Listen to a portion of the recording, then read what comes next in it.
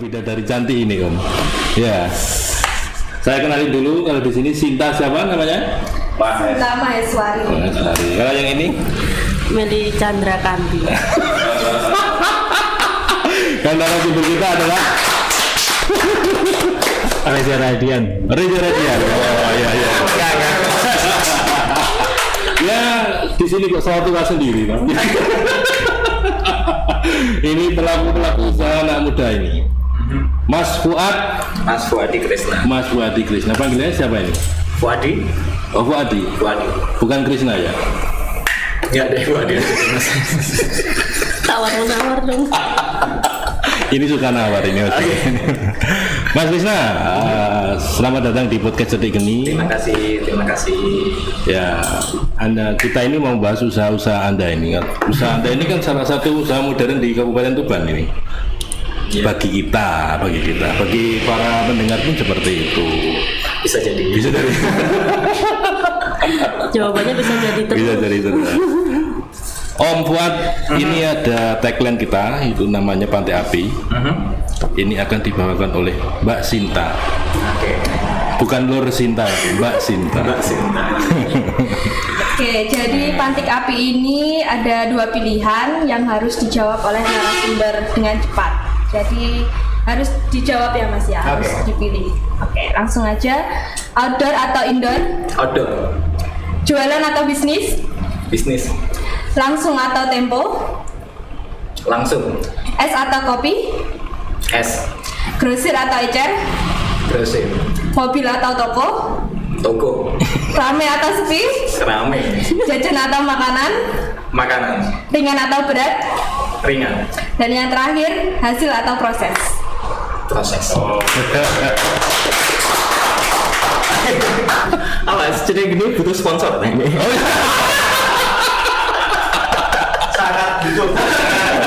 Loh, Sponsor Cleo. kan analoginya langsung nyampe kan.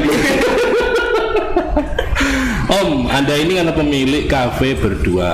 Nah, kenapa di Pantai Api itu saya ada pilihan toko apa mobil? Kenapa Anda milih toko? Ya kalau budgetnya lebih mending toko sih Mas.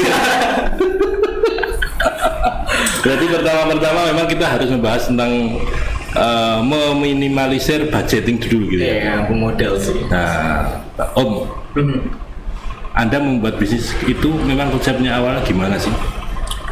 Iya, sebenarnya dulu lebih ke kita diajak sama Mas Supri juga sama tim yang lain. Pas waktu pandemi lagi parah-parahnya saat itu, kalau nggak salah memang rencana di bulan November 2020 tadi ya. Terpikirlah suatu konsep untuk bikin food truck yang bisa keliling, bisa mobile, karena memang yang kita tuju di awal itu spotnya sih Mas. Jadi ada salah satu spot yang mungkin juga sering kita lewati, sering kita juga ambil gambar ketika masih di syutingan zaman dulu. Spotnya sangat menarik ya, pinggir tepi jalan, pinggir sawah, suasana sunset ternyata juga cukup menenangkan di sana. Nah, konsep itu yang coba kita tangkap untuk bisa dikolaborasikan dengan usaha yang akan kita bikin saat itu di bulan November itu. Sampai pada akhirnya kita hunting, dapat mobilnya kok tepaan warna kuning juga, jadi lebih catching memang. Kalau di bisnis makanan warna merah dan kuning kan memang sangat dianjurkan lah yang lebih. Kenapa Anda nggak merah? Karena dapatnya kuning. Oh iya. Oke, kita dapat mobil sampai pada akhirnya tanggal 31 Desember, jadi besok itu pas kedua food truck setahun. Kita coba launching roda, kita coba teman-teman dekat kita coba kirim untuk datang ke sana, kita coba tester sampai pada akhirnya nemu formula yang pas. Oke, kita buka di bulan Januari mulai kita operasional seperti itu sih Mas. Kenapa namanya berdua? Kita kan berempat sekarang. Berdua dipilih oleh Mas Supri sebenarnya pas waktu itu dia berharap berdua itu sebagai sebuah doa sih, karena memang saya jomblo ya, saya beberapa Berdua apa berdoa? Berdua ya, supaya nanti usahanya bisa menjadikan apa ya istilahnya menemukan pasangan untuk berdua selamanya. Bukannya sekarang kalau usaha semakin berdua kita kan ingin berempat. Di dalam hal produk-produk Anda ini yang jenengan tonjolkan apa? Ini Mbak Meli ini juga pelaku usaha makanan katanya ya. Apa bisnis Anda katanya? KFC itu ya. KFC fried chicken. Iya, fried chicken. Jadi ini mahir mahir dalam hal akuntansi gitu. Memang Anda ini nggak ada makanannya toh? Ada sih Mas, ada cukup makanan ringan yang kita sajikan karena memang berdua food truck itu fokusnya malah di minuman Mas, malah di coffee-nya sebenarnya. Ada beberapa menu yang kita siapkan, menu kopi atau menu kopi. Tapi sebenarnya konsep awal dari berdua food truck yang kita tonjolkan memang bukan di produk menu makanan dan minumannya Mas. Apa yang ditunjukkan? Saya rasa teman-teman yang kedua itu lebih ke ingin mencoba experience yang baru Mas, karena memang di tahun-tahun itu konsep cafe shop itu kebanyakan memang konsepnya ya template ya. Era itu model-modelnya industrial, semen-semen dan sebagainya, masih belum banyak yang mencoba untuk konsep yang baru. Nah, konsep itu yang kita coba usung untuk jadi uniqueness di berdua food truck seperti itu. Di usaha Anda ini, kenapa Anda milih mobil yang lama? Ini kan bicara klasik apa bicara industrial? Ini kan perbedaannya kan tipis ini. Kenapa Anda milih mobil tua? Lebih catching sih Mas sebenarnya sih, karena memang ikonik ya, mobil-mobil itu akan jadi hal yang akan diingat.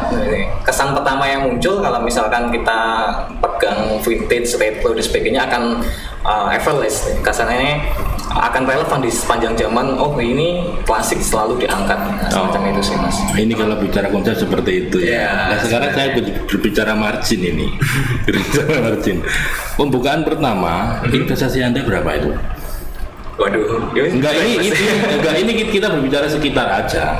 Sekitar karena orang membuat bisnis itu adalah dia berbicara profit oriented.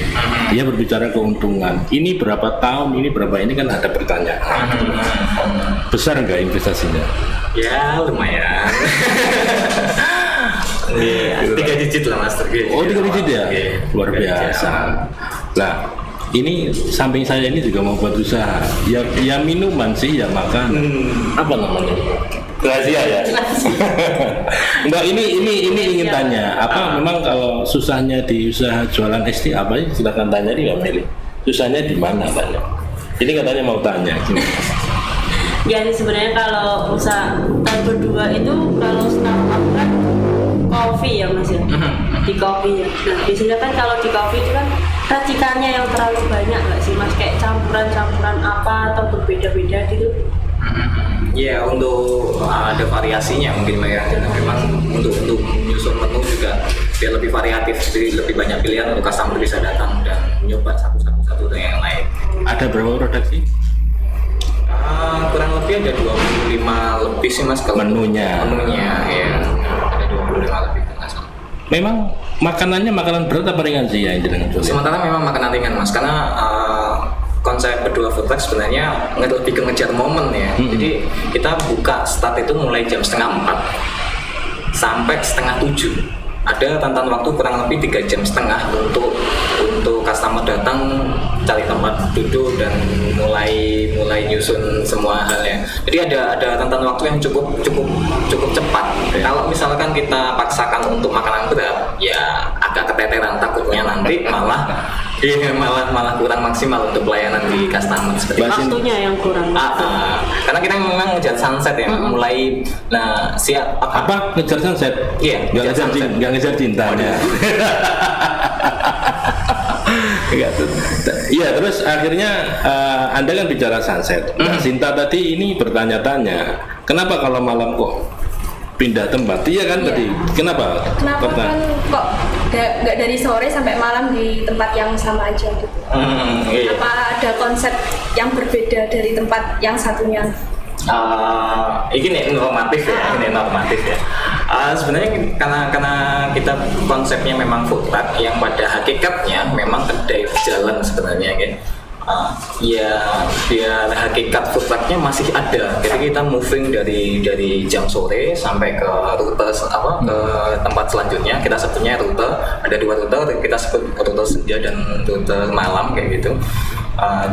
Dan kita mencoba untuk mendekatkan diri kepada customer yang lain juga yang mungkin masih belum bisa mengenal. Salah satunya juga untuk media branding kita kayak gitu. Kalau kita stay di satu tempat, saya rasa kurang efektif dan secara konsep food trucknya nggak jalan.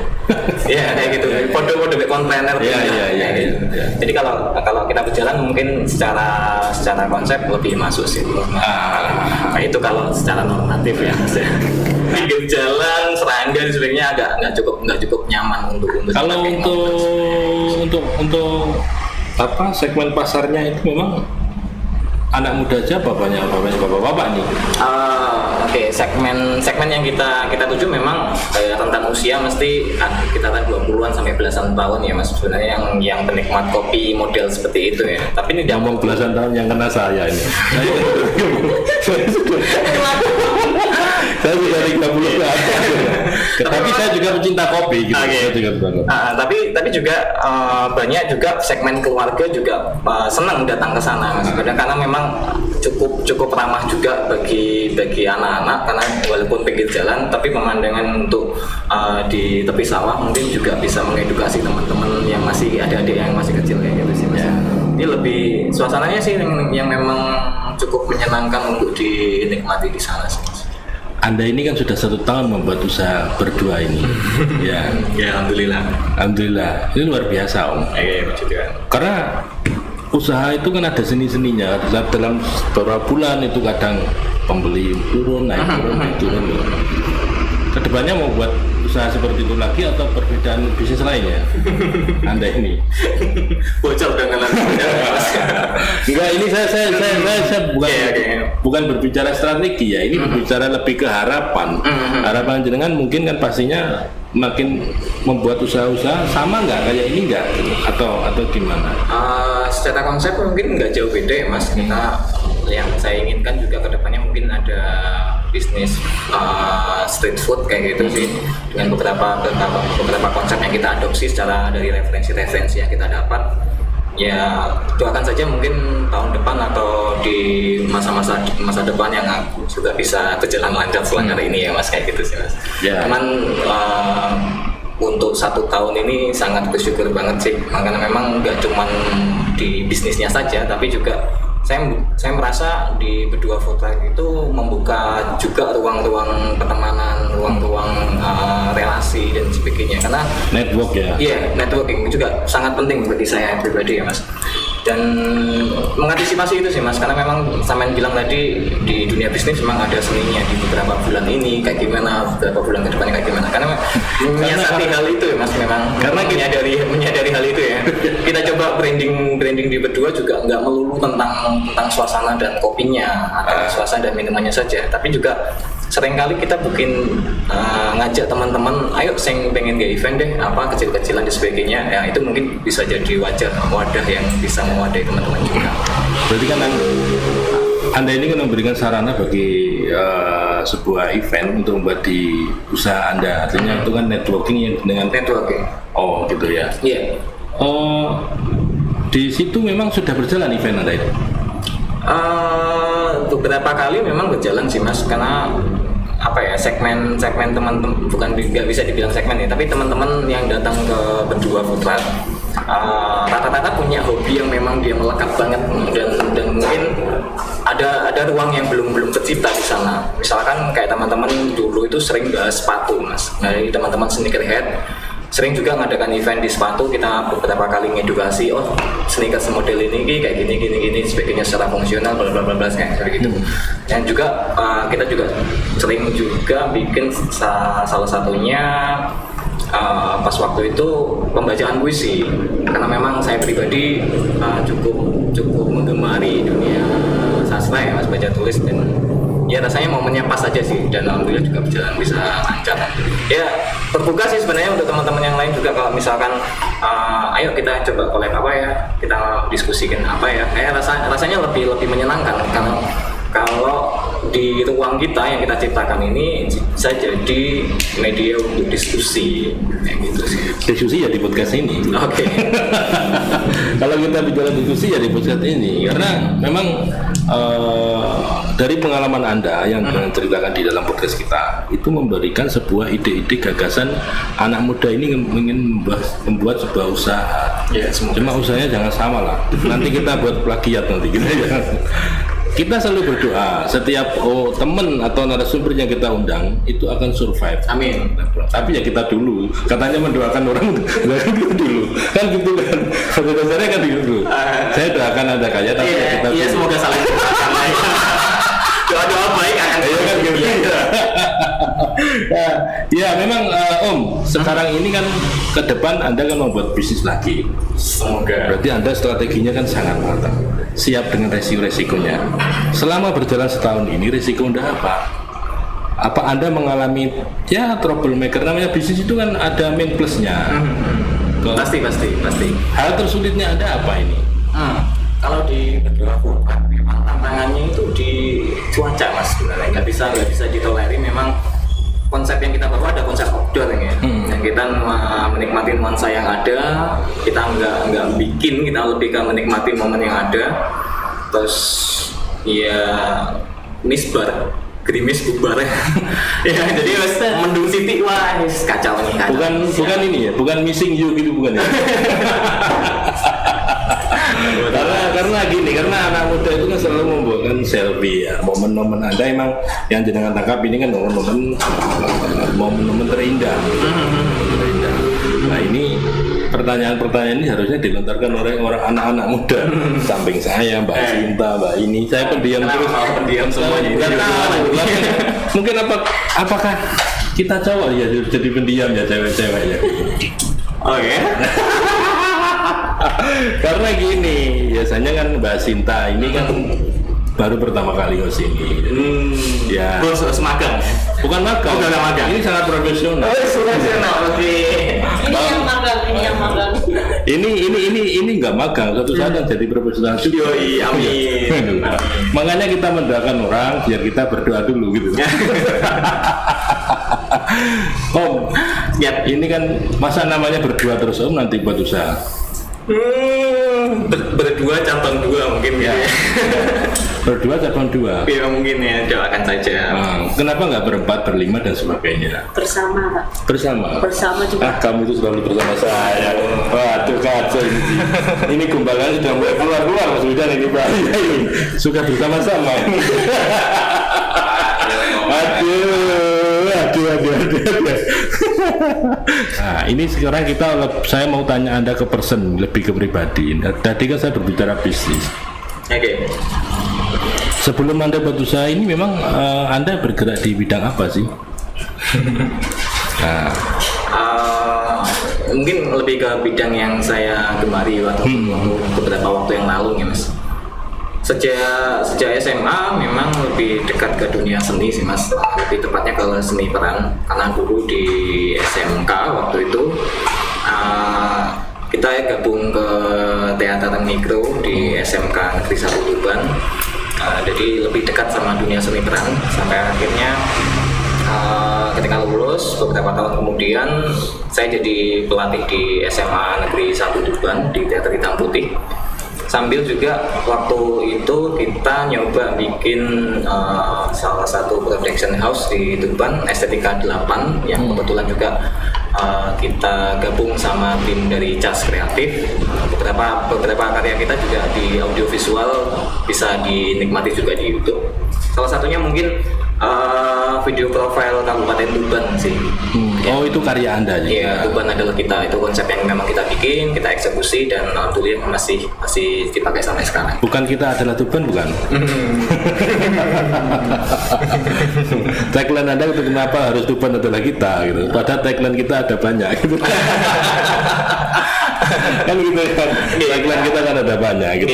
Waktu itu kita pilih Tuban adalah kita memang rasanya ingin mengikat siapapun yang ada di Tuban, lebih dari yang memang dia lahir kecil besar sampai dia dewasa di Tuban, atau orang yang merantau di luar luar kota, di luar negeri, di mana-mana, tapi tetap melekat dengan kebanggaannya sebagai warga Tuban, atau memang orang luar yang sedang tinggal di Tuban dan membawa Tuban sebagai identitas. Makanya saya rasa Tuban adalah kita cukup mewakili semua yang bisa tanggung di Kabupaten Tuban kayak gitu sih Mas. Tuban adalah kita, berarti ini kan berbicara ke emosional. Iya. Bicara ke emosional, ada yang bicara ini. Berarti kan memang Tuban adalah kita, berarti kan semuanya. Berarti produk-produk Anda juga produk Tuban, Toak dan sebagainya ada di situ, berarti. Iya, ada. Memang sekarang sengaja kita capture bukan hanya hal-hal yang mainstream ya, beberapa hal juga yang saat itu nggak begitu banyak dikenal, kita coba bisa tangkap dan kita tampilkan sebagai wajah kebanggaan Kota Tuban saat itu seperti itu sih. Masih bisa dilihat di YouTube Tuban adalah kita ya. Mas Lindra, ini video profil Kabupaten Tuban yang baru, bisa kontak Mas. Ini luar biasa. Kita harus bangga karena anak-anak muda Tuban memang sangat inspiratif. Jadi beberapa produk yang harus kita akui. Banyak video-video yang diupload. Channelnya apa sih Mas Anda? Channel YouTube-nya apa sih? Biar nanti dilihat para Dimas Diajeng. Mungkin pengen penasaran Tuban adalah kita, piye-piye kan pengen tahu biasanya. Apa nama channelnya? Kalau video profile Tuban adalah kita memang itu pesanan ya Mas, jadi satu project, jadi diuploadnya di akun official pemerintah Kabupaten Tuban, bisa di search di sana. Tapi untuk dari tim kami sendiri ada Cas Kreatif, bisa dicoba dicek di itu. Luar biasa. Kapan-kapan collab dengan Netra dong? Oh boleh. Tapi ngopi dulu sana. Di closing ini, Anda ini kan seorang seniman. Enggak juga, oke. Gak apa-apa. Seniman itu kan ada banyak. Ya seni itu dan seni ini kan banyak. Terus nanti kan Anda juga di bidang usaha. Mungkin ada pesan-pesannya di ini apa kata-kata gitu. Apa? Sorry, ini mengganggu konsentrasi saya. Ganggu banget ya. Iya, ganggu banget. Tapi ini yang viral Om. Nanti suatu saat kita akan moving kan gitu. Tolong dong beri secara harapan bagi Dimas Diajeng bagaimana menjadi anak muda yang inspiratif, anak muda yang berkarya. Tolong dong diberikan itu. Mungkin para Dimas Diajeng ini penasaran, kenapa Anda bisa di level ini gitu. Gimana? Tolong dijelaskan. Sebenarnya nggak ada yang, kalau dibilang nggak ada yang mustahil, pasti ada sih beberapa hal yang memang nggak cukup jangkauan kita untuk mencapai di sana. Tapi kalau kita berpikir tentang resiko-resiko terus, ya nggak akan mulai. Karena yang paling penting adalah kita dimulai dulu. Setelah itu konsisten. Berarti Anda ini lebih berbicara bisnis itu bukan teori, tapi bisnis itu praktek. Iya. Ya, luar biasa. Karena ya learning by doing. Kalau kita terlalu banyak berhati-hati dengan membaca praktek, ya yang paling penting sebenarnya bisnis nyali sih, Mas. Dan sebenarnya saya pun juga masih belajar untuk punya nyali yang lebih tinggi, karena nega disupport sama teman-teman yang lain, salah satunya sama Mas Supri, mungkin nggak akan bisa berjalan selancar ini sih, Mas. Kalau Anda nggak ada pepatah bilang seperti ini, kalau Anda nggak siap rugi jangan menjadi pengusaha kan gitu. Iya, tepat sih. Tapi tahu nggak rasanya rugi, sakitnya minta ampun. Dan sakit malah sama ditolak klien. Wah, atau invoice nggak cair. Kalau itu kan ada secara harapan. Oke. Kalau ini kan memberikan pengalaman kan. Oke, terima kasih Mas Fuad. Nanti kita bukan udah ini masih ada. Mbak Sinta saya namanya Paulo, Mas. Mbak Sinta itu kan pemalu Mas, pemalu. Mbak Meli ini juga pemalu, sama pemalu. Hah? Malu-maluin. Iya, bukan ini. Itu sama maluin Pak. Kalau memang cewek itu kan seneng ya cina-cina merpati lah kan ya seperti itu. Nah, saya berharap terima kasih pada Anda menjadi narasumber yang menginspirasi. Terima kasih. Mbak Sinta juga memberikan pengalaman pertama di sini sama dengan Pak Meli, sama-sama barunya. Sama-sama jebakannya. Sama-sama jebakannya. Saya di sini selaku baby jalan. Filomeo. Baby Bintoro. Dan di sini selaku Sinta siapa? Sinta Maeswari. Dan saya Meli Chandra Kanti. Saya ucapkan terima kasih Mas Fuad. Saya akhiri bilang terima kasih. Podcast sedikit ini.